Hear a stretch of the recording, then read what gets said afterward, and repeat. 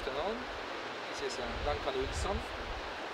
He's an associate director at ARUP in London, where he's responsible for researching medium and long-term futures with focus on social and technology factors. Duncan is a chartered engineer, has a PhD from University College London, and artificial intelligence and machine vision. By the way, what does it mean? Artificial intelligence and machine vision. How to explain for normal people? I was making computers be able to look at things and understand what they could see. Okay. Interesting. So it didn't quite work. Work.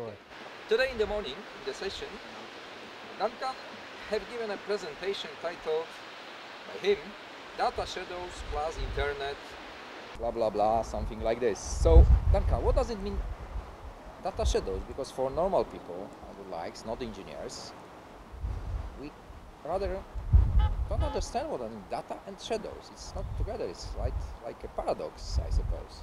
Sure. So I think I first heard the term by a guy called Alan Greenfield in his book Everywhere, but he actually references back to a philosopher, I think in the 60s, who first mentioned it.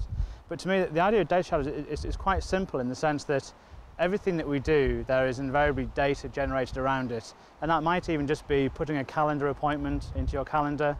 There's an event that's occurred, and you have information about something that's happening, and the data shadow is your calendar for the past 10, 15, 20 years. And so what I find interesting is that we're capturing so much data, but actually it's the trends over time that are often the really interesting things. Okay. And so that is the shadow, if you like. So it's not the data point, okay. it's the the shadow of data that's interesting. Okay, now it's probably more clear. But what will be the impact of the data shadows, for example, for our cities? How we can use them? Yeah, well, I think, okay, so to me it starts to mean that data starts to become a material that we can actually build with in the same way that we build with concrete and glass. And it's the way in which people are using it that I find quite interesting. I mean, for example, if we look behind us, the surfers out here are probably good examples of people who are already starting to use data, because they will be looking at the surf reports, the weather conditions, maybe they've got webcams looking at the beach. And they use all of these information points as ways to start to understand how they can interact within their environment. And I think this is going to happen more and more in different fields of activity within the urban environment. Okay, but you also used a new word, new for me probably. This is the word infographics. Yes. Up to now I understand what is photographs. Yes, yeah. What's an infographics? Yeah. Where we can use this word? So again, one of the biggest problems that we have in trying to make this massive amounts of data understandable is how you then present it back to people. Now, if you're to pick up any newspaper or magazine, we're increasingly starting to see these little pieces of infographics, so little graphics that portray some piece of information. So maybe it's a stock price is a great simple example of a little infographic. I guess the kind of what we're talking about within the city context is how these infographics start to just become pervasive within the built environment. And I think one extreme vision of that is this kind of quite hideous vision of having lots of large display screens everywhere, and where that would feel like overload. So what are the clever ways that you can actually start to present this information that actually fits more naturally within the environment around us? You told us a lot about computers, new techniques, etc. But also you've shown us a new library. What is the relation between library, techniques, new techniques? Especially if you send us some benches, good view from the library, trees. Yes. So this is the end of the libraries, classical, you can say, or how do you see it?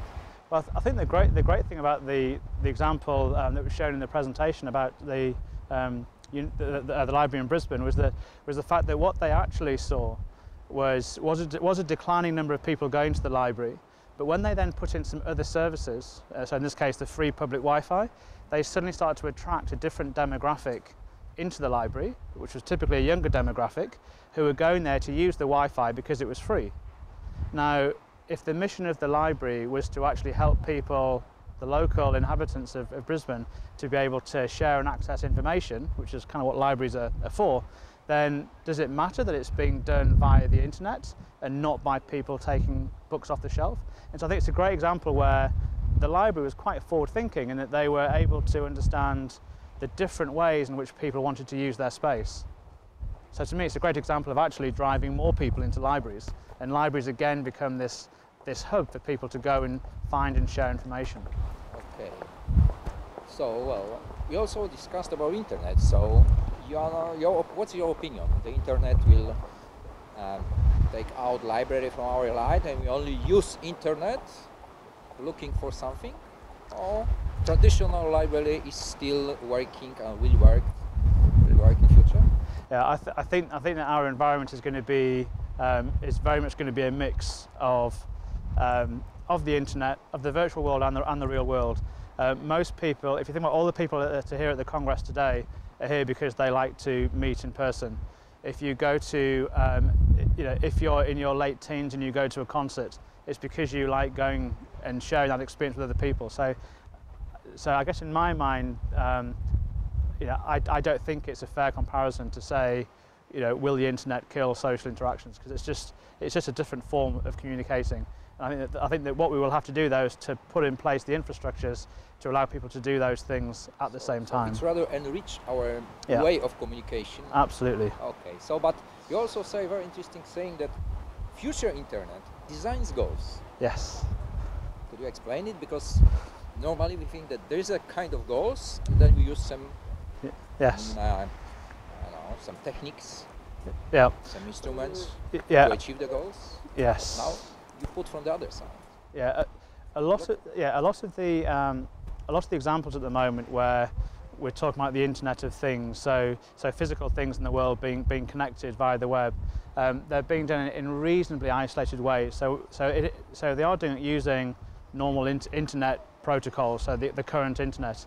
However, to actually scale that up to the degree that we're talking about, where there are literally millions of sensors, in buildings, it requires that we move to a new infrastructure because we're going to run out of IP addresses for things. And so there's a whole lot of practical things that are happening sort of behind the scenes to make this technology become available for use. The aim of those design goals was to try and lay out some of the basic building blocks that we believe need to be in place to really support this kind of endeavour. So, for example, this idea of horizontalization was one of those design goals. And all that means, very simply, is that if I was to put a temperature sensor within a building to control the heating and ventilation in that particular building, at the moment that's very much a closed loop system. So that sensor is used for that control system. Horizontalization would basically say, well, actually, let's make that sensor available to anybody in the world who wanted to use it for whatever reason. Maybe it's fine to controlize some technical question, but people don't want to be controlized by techniques in their private life. Yep. So we can agree that there's no escape from internet and other technical gadgets, but on the other hand, this is a special movement of slow city. People would like to live slowly with all those techniques. Absolutely. Absolutely. So I think one of those other design goals was around privacy and security, and whilst the security end, you can imagine that probably deals with making sure that data is safe, but the privacy one is very interesting because that's how can you give people who are using these devices the control over what they give other people access to, and so Facebook. The recent activities around Facebook have been quite a good example where Facebook now allows you to say where you are in your postings, and there's been a big uproar where people saying, I don't want people to know where I am. So I can conclude that I'm very happy that there are people that will be not tired by internet like you. Thank you, Duncan, very much. Thank you.